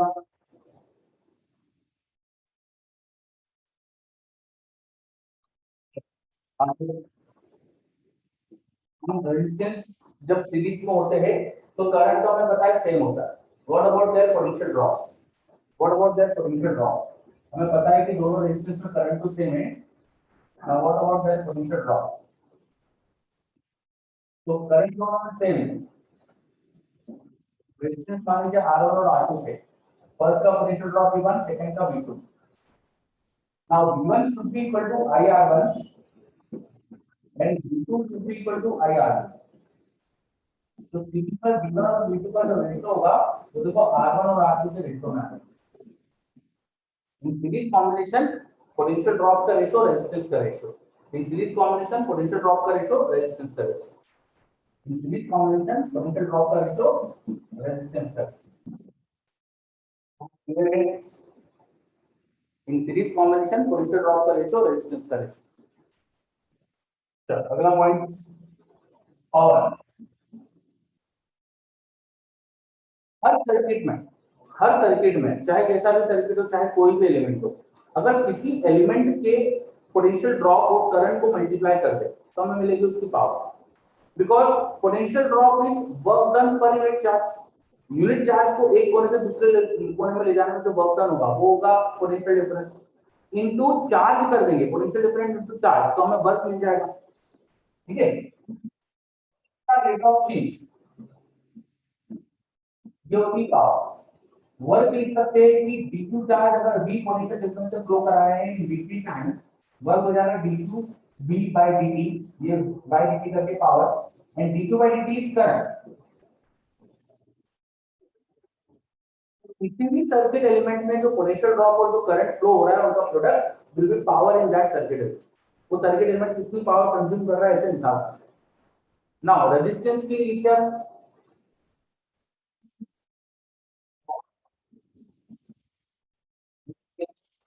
अब रेजिस्टेंस की प्रॉपर्टी की V इक्वल टू IR होता है, रेजिस्टेंस की property V equal to IR होता है, तो पावर को लिख तो सकते हैं I इंटू V, लेकिन V को IR भी लिख सकता हूँ, तो I को R भी लिख सकते पावर को, और मैं I को V बाय R भी लिख सकता हूँ, तो V स्क्वायर बाय R भी लिख सकता हूँ। अब सर्किट एलिमेंट की power is I into V। Specially resistance की बात जब करेंगे तो रेजिस्टेंस का V इक्वल टू IR के रिलेशन को यूज करके मैं रेजिस्टेंस की पावर लिख सकता हूं I स्क्वायर R या फिर V स्क्वायर बाय R। ये समझ में आ रहा है? फिर element power should be I into, ये क्लियर हो गया पहले टाइम बच्चे बोल रहे हैं। और फिर स्पेशली रेजिस्टेंस के लिए इसको अपन I स्क्वायर R भी लिख सकते हैं, V स्क्वायर बाय R भी लिख सकते हैं। अब बात करते हैं सीरीज कॉम्बिनेशन की। सीरीज में देखो करंट तो सेम है, करंट तो सेम है, तो करंट हर रेजिस्टर में सेम जा रहा है, तो जो पावर कंज्यूम होगी वो रेजिस्टेंस के रेशियो में हो जाएगी, पावर कंज्यूम जो होगी वो रेजिस्टेंस के रेशियो में हो जाएगी, सिंपल सी बात है। ठीक है, यहाँ से हम आगे समझ सकते हैं कि सीरीज कॉम्बिनेशन, मान लो पहला रेजिस्टर पावर P1 कंज्यूम कर रहा है, दूसरा रेजिस्टर पावर P2 कंज्यूम कर रहा है, तो ratio of this power should be equal to ratio of resistance। Series में पावर्स का ratio should be equal to ratio of resistance। समझ आ रही बात ये? सीरीज कॉम्बिनेशन पावर का रेशियो इक्वल टू रेजिस्टेंस का रेशियो। चलो अभी अपना सीरीज कॉम्बिनेशन अपना कंप्लीट हुआ है, किसी भी चीज में बोर्ड पर अभी कोई दिक्कत तो आप पूछ सकते हो,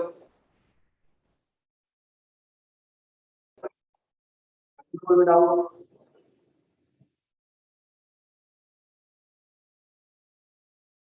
कोई doubt? Very good, all clear है ना? कुछ बैटरी का कुछ डिस्कशन चल रहा था अपना, बैटरी का वो सब क्लियर हो गया क्या आपको?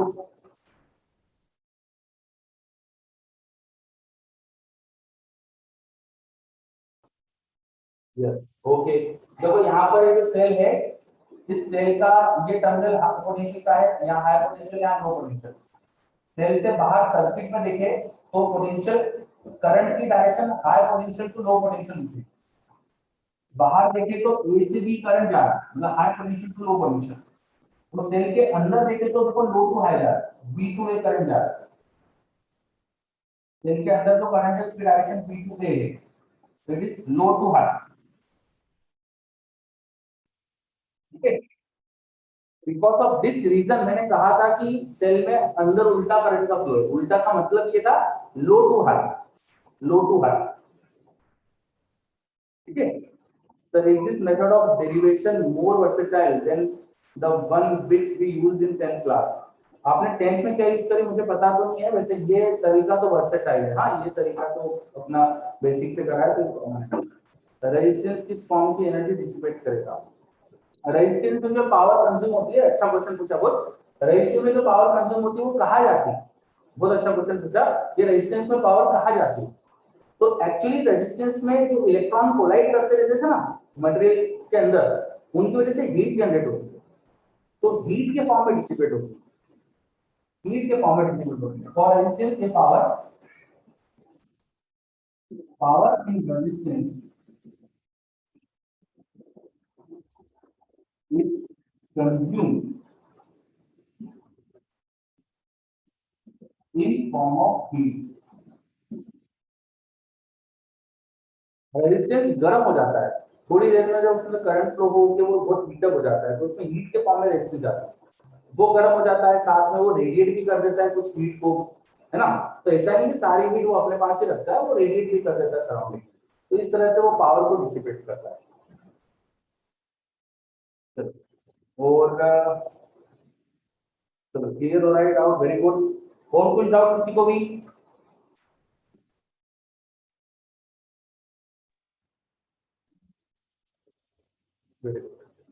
Bulb is one type of resistance. हाँ, बल्ब रेजिस्टेंस ही होता है, जो आपने बल्ब पढ़े होंगे ना पहले, इनकैंडेसेंट बल्ब जो होते हैं वो रेजिस्टेंस ही होते थे, और पर वो है ना वो बहुत हीटअप होने से गर्म हो जाते थे और वो फिर लाइट भी प्रोड्यूस करते थे। तो पहले जो बल्ब अपन यूज करते थे इनकैंडेसेंट बल्ब, वो बिल्कुल रेजिस्टेंस होते थे। ठीक है, सर इससे तो टेम्परेचर ऑफ आर्क चेंज हो जाएगा। हाँ बेटा, यशवर्धन मेरे से पूछ रहा है कि रेजिस्टेंस हीट अप हो जाएगा तो उसका टेम्परेचर चेंज होगा, तो उससे रेजिस्टेंस भी चेंज हो जाएगा उसका। बिल्कुल सही बात है आपकी। किसी भी सर्किट में जब हम सर्किट को स्विच ऑन रखते हैं तो थोड़ी देर बाद उसमें रेजिस्टेंस बढ़ जाते हैं। ये रेजिस्टेंस बढ़ जाएंगे अगर इनका temperature coefficient of resistance alpha positive हो, तो धीरे धीरे इनका रेजिस्टेंस बढ़ेगा टेम्परेचर बढ़ने की वजह से, तो सर्किट में करंट थोड़ी देर बाद कम भी हो सकता है। ठीक है, तो बिल्कुल सही कहा आपने। हाँ बोलो। तो जो आप कह रहे थे कि अंदर उल्टा डायरेक्शन में करंट फ्लो होता है, वो क्या इसलिए होता है कि जो हायर पोटेंशियल है उधर से इलेक्ट्रॉन लोअर पोटेंशियल की तरफ जाते हैं, तो करंट उल्टा चलेगा? नहीं बेटा, सेल के नहीं आप सेल के अंदर क्या चल रहा है ना, ये केमिकली प्रूव करें, केमिकली बात करेंगे जो भी हो रहा है सेल के अंदर वो केमिकल रिएक्शन चल रही है। तो सेल के अंदर ज्यादा चलो मत, अभी जब मत जाओ, एंटर मत करो, ठीक है। बस इतना ध्यान रखो, सेल का एक टर्मिनल पॉजिटिव होता है, एक नेगेटिव। एक पॉजिटिव टर्मिनल पे हायर पोटेंशियल, नेगेटिव पे लोअर पोटेंशियल। किसी रेजिस्टेंस में current higher potential to low potential flow करता है, बस इतना याद रखो। सेल के अंदर क्या होता है अभी ज्यादा मत एंटर करो, बाद में पढ़ लीजिए अच्छे से आप, ठीक है। चलो, और मेरे पास गगनदीप में कुछ लिखा हुआ है, सर रेजिस्टेंस के बिना करंट नहीं फ्लो हो सकता है क्या? सर रेजिस्टेंस के बिना करंट नहीं फ्लो हो सकता है क्या? क्यों नहीं हो सकता? हो सकता है, देखो ऑफ कोर्स हो सकता है। मैं अगर यहाँ ए और बी के बीच में एक सिंपल सा कोई भी मेटल का तार लगा दूं, मेटल का कोई भी वायर लगा दूं, तो करंट फ्लो होगा उसमें। बस ये है कि भाई उस वायर में कुछ ना कुछ तो रेजिस्टेंस होगा ही। कोई भी प्रैक्टिकली कोई तार लेके आओगे आप, कोई भी तरह का वायर लेके आओगे, उसमें कुछ रेजिस्टेंस होता है, तो कुछ रेजिस्टेंस होगा तो कुछ करंट आ जाएगा, ठीक है। और देखो कितना करंट आएगा यहाँ से निकाल सकते हो।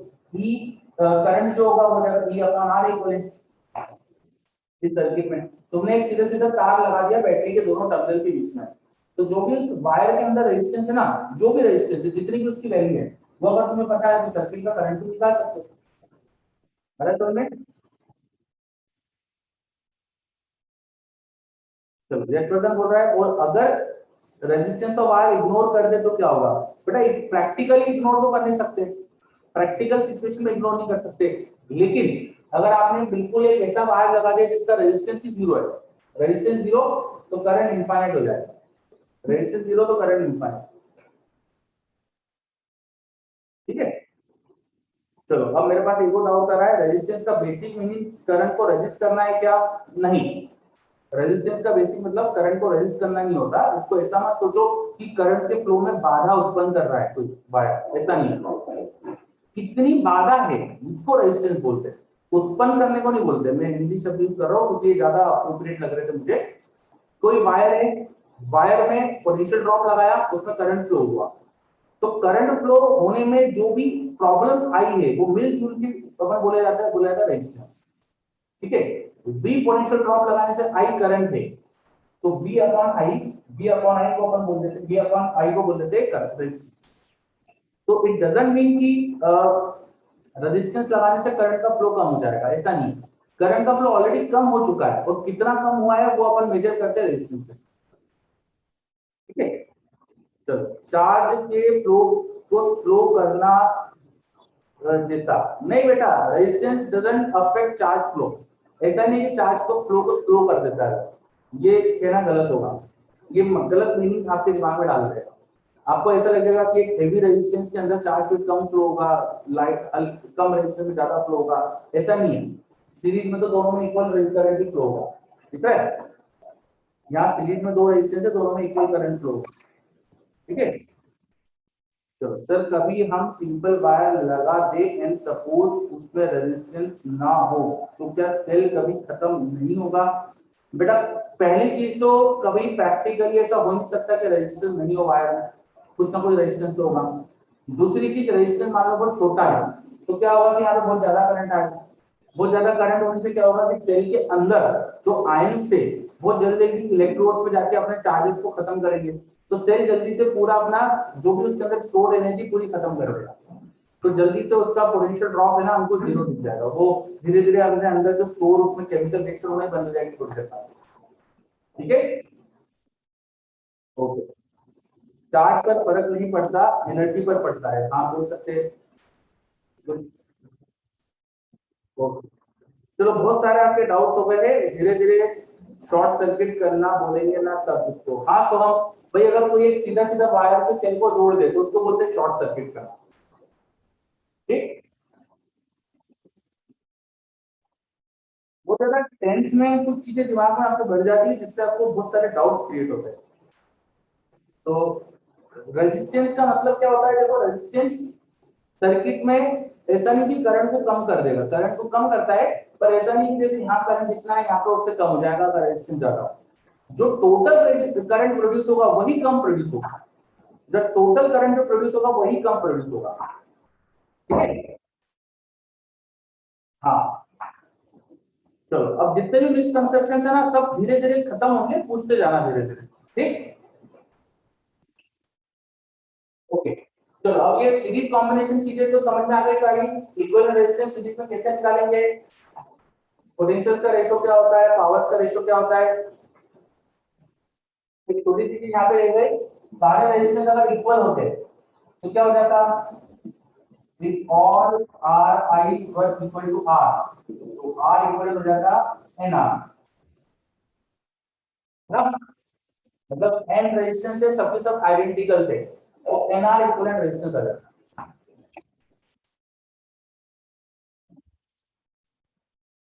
ठीक है, आगे बढ़ते, सीरीज कॉम्बिनेशन पढ़ा अभी हमने, अब आते पैरेलल कॉम्बिनेशन। पैरेलल कॉम्बिनेशन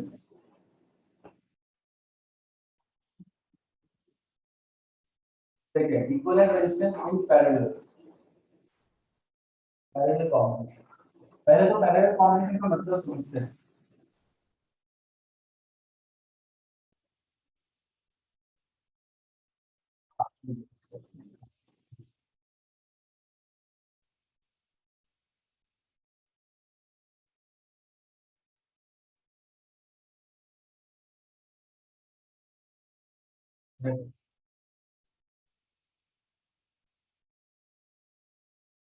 एक बैटरी, दो रेजिस्टेंस, सर्किट इस तरह से ड्रॉ करा है मैंने।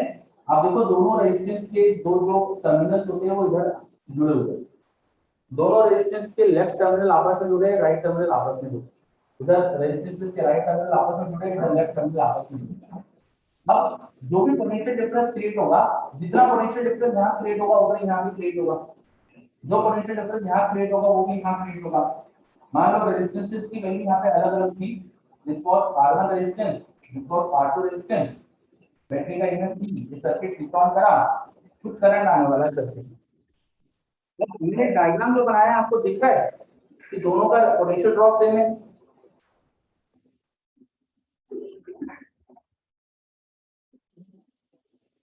In both resistances potential drop same है। जब इस तरह से रेजिस्टेंस जुड़े हो कि उनके पोटेंशियल ड्रॉप सेम है तो हम बोलते हैं कि वो पैरेलल है। इस तरह से रेजिस्टेंस का जुड़ना हम बोलते हैं पैरेलल। तो potential drop into connected resistance, तो पैरेलल कॉम्बिनेशन क्या होता है, potential drop is same into connected resistance. अगर दो कनेक्टेड रेजिस्टेंस में सेम पोटेंशियल ड्रॉप आए तो हम कहते हैं कि वो पैरेलल है। दो कनेक्टेड रेजिस्टेंस में सेम पोटेंशियल ड्रॉप आए तो हम बोलते हैं कि वो पैरेलल है। पैरेलल का मतलब समझ में आया सबसे पहले, यस बच्चे बोल रहे हैं वेरी गुड, ठीक है आगे बढ़ते हैं। अब पैरेलल कॉम्बिनेशन में दो को हटा के अगर अकेला रेजिस्टर लगा दिया, अकेला रेजिस्टर लगा दिया और वो उतना ही करंट ले रहा है बैटरी से जितना है दोनों मिलके ले रहे हैं, दोनों मिलके बैटरी से आई करंट ले लेंगे और उसकी बैटरी को अभी भी वही करंट दिख रहा है बाहर जाते हुए, तो उस अकेले रेजिस्टेंस को बोलेंगे कि वो इक्विवेलेंट है। अब वो कितना होना चाहिए मुझे दिखा रहा है, तो उसके लिए अगर देखो अगर यहाँ आई करंट आया, ऊपर और नीचे करंट अलग अलग जा सकता है। मान लेते हैं कि यहाँ पे I2 करंट गया, यहाँ पे I1 करंट गया, तो इस रेजिस्टर के लिए यहाँ पोटेंशियल ड्रॉप होना चाहिए, वो होना चाहिए I1 R1, इसके लिए होना चाहिए I2 R2, हमारा टोटल पोटेंशियल ड्रॉप बैटरी का E है, तो from this terminal to this terminal हमें जो पोटेंशियल ड्रॉप लिखना चाहिए वो तो E है, तो हम बोलेंगे E should be equal to I1 R1 for first resistance and it should be equal to I2 R2 for the second resistance. ये समझ यहाँ से यहाँ पर जो पोटेंशियल ड्रॉप है दैट इज E.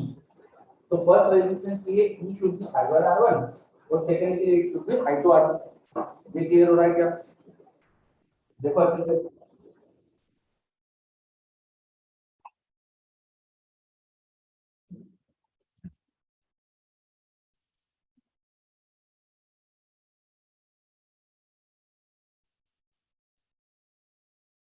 बच्चे मुझे बोल रहे हैं यार वेरी गुड, ठीक है।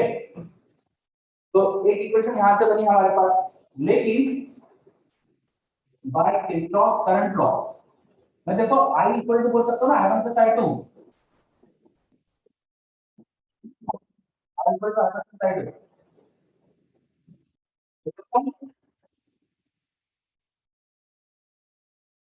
Kirchhoff current law, yes okay very good. तो I equal to I1 plus I2, अब I1 और I2 और I ये तो सेकंड इक्वेशन थी इक्विवेलेंट सर्किट वाली, जिससे आपको I की वैल्यू मिल रही थी अपॉन R इक्विवेलेंट। यहां पे देखो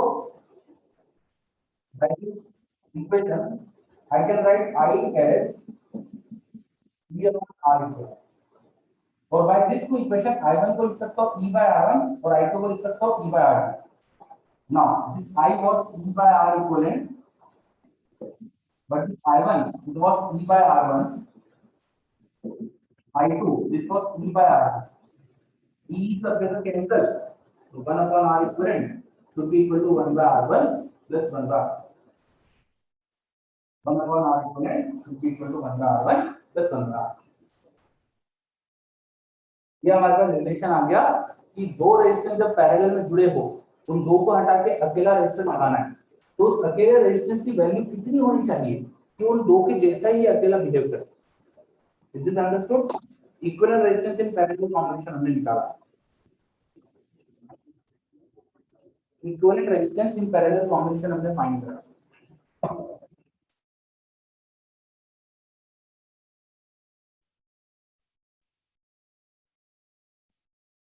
बहुत बढ़िया है ना। और सारे रेजिस्टेंस लगे हुए तो मैंने दो के लिए प्रूव करी चीजें। मान लो कि मेरे पास कई सारे रेजिस्टेंस थे जिसका पैरेलल में जुड़े, तो जैसा दिखेंगे वो कनेक्टेड रेजिस्टेंस, पूरी तरह से लिख सकते हैं हम वो कनेक्टेड रेजिस्टेंस।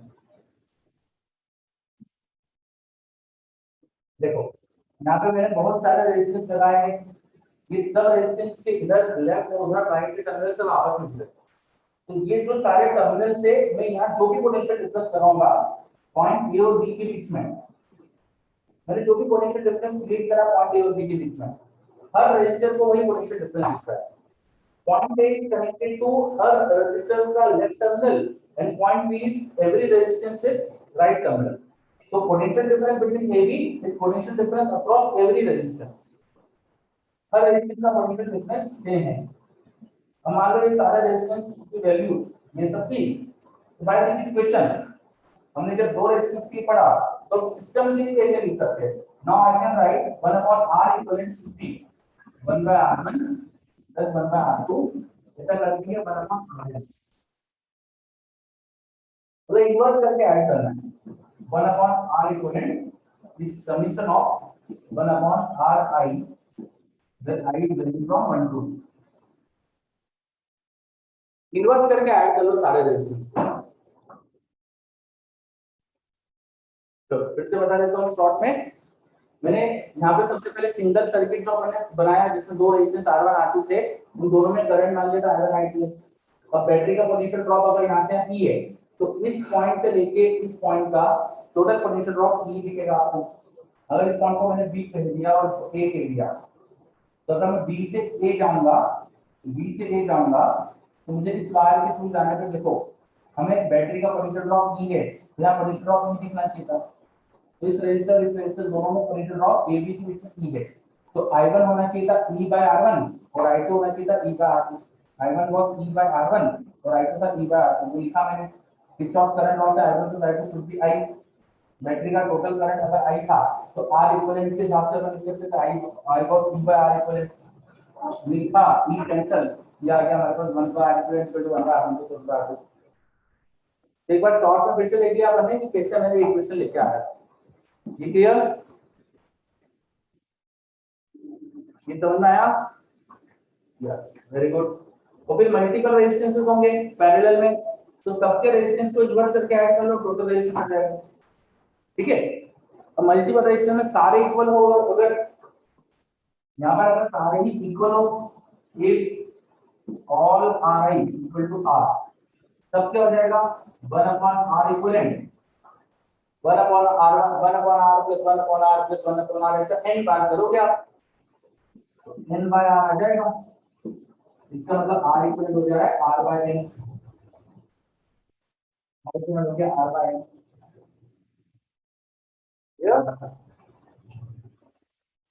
जब रेजिस्टेंस पैरेलल में जुड़े हो तो इक्विवेलेंट रेजिस्टेंस जो आता है वो छोटा आ रहा है, r बाय n हो गया।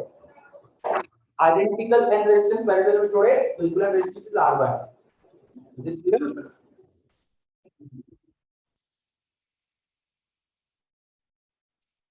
चलिए जवाब यस, ओके, बहुत बढ़िया है ना। मैं आपका एक आध मिनट एक्स्ट्रा ले रहा हूँ, प्लीज थोड़ा सा जल्दी से देख लेते हैं अपन। अब अपन पोटेंशियल ड्रॉप का रेशियो देखे तो दोनों में पोटेंशियल ड्रॉप तो सेम ही था, क्योंकि पोटेंशियल ड्रॉप सेम होने तो अपन बोलते थे कि पैरेलल में, तो करंट अलग अलग था इनके, पैरेलल में करंट अलग होता है।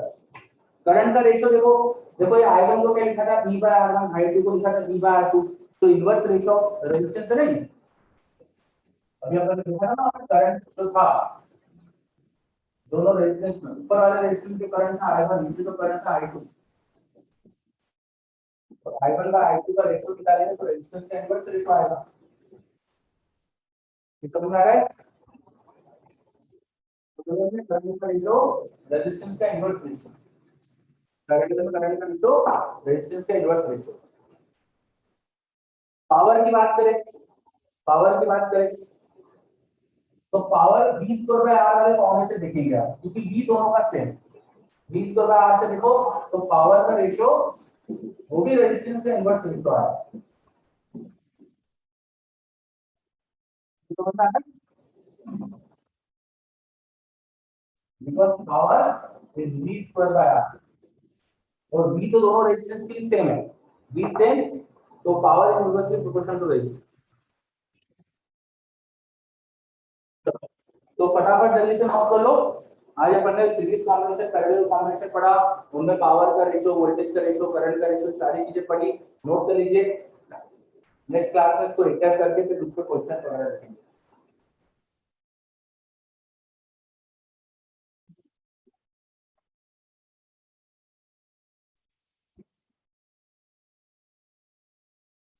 ओके, चलिए तो should I and now? Note कर लिया आपने?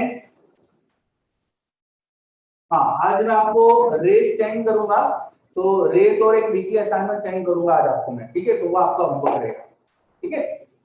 तो मिलते हैं नेक्स्ट क्लास में। बाय सबको, टेक केयर।